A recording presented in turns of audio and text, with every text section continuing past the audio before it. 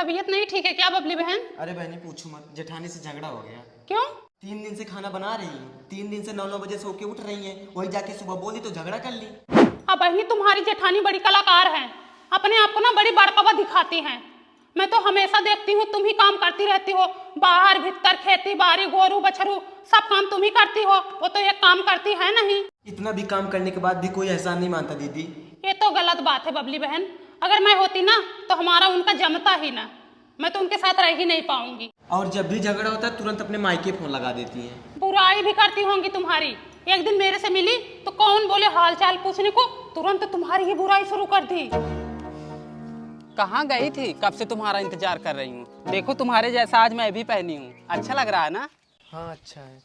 दीदी थोड़ा कम चुंगली किया करो, तुम्हारे घर की हूँ, गैर नहीं हूँ। और क्या हो गया बहनी? पूनम से जाके मेरी बुराई कर रही थी, अभी मैं आ रही हूँ वहीं से। क्या बोली थी मैं पूनम से? चलो पूछाओ तो। घर घर जाके बेइज्जती बदनामी कराती हो बस। अब बहनी वही तो मैं जानना चाहती हूँ कि मैं क्या बोली थी पूनम से।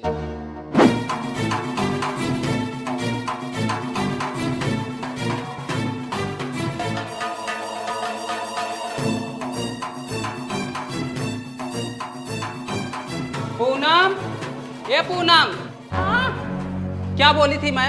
हाँ क्या बुराई की थी मैं अपने देवरानी की? हाँ बहनी, यही तो बोल रही थी। नहीं मैं कलाकार हूँ ना, मैं कलाकार हूँ, मैं दिन भर सोती रहती हूँ, तुम देखी थी आके? यही तो बोल रही थी कि तुम लोगों का हमेशा झगड़ा होता रहता है। वो मेरी देवरानी है, मैं चाहे झगड़ा करूँ चाहे लड़ाई करूँ, तुमसे क्या मतलब? हमारे घर के मैटर में तुम कौन होती हो बोलने वाली? बहनी हाथ जोड़ती हूँ, आज के बाद मैं कुछ बोलूंगी ही नहीं। मुझे नहीं पता था कि इतना जल्दी आप पलट जाएंगी।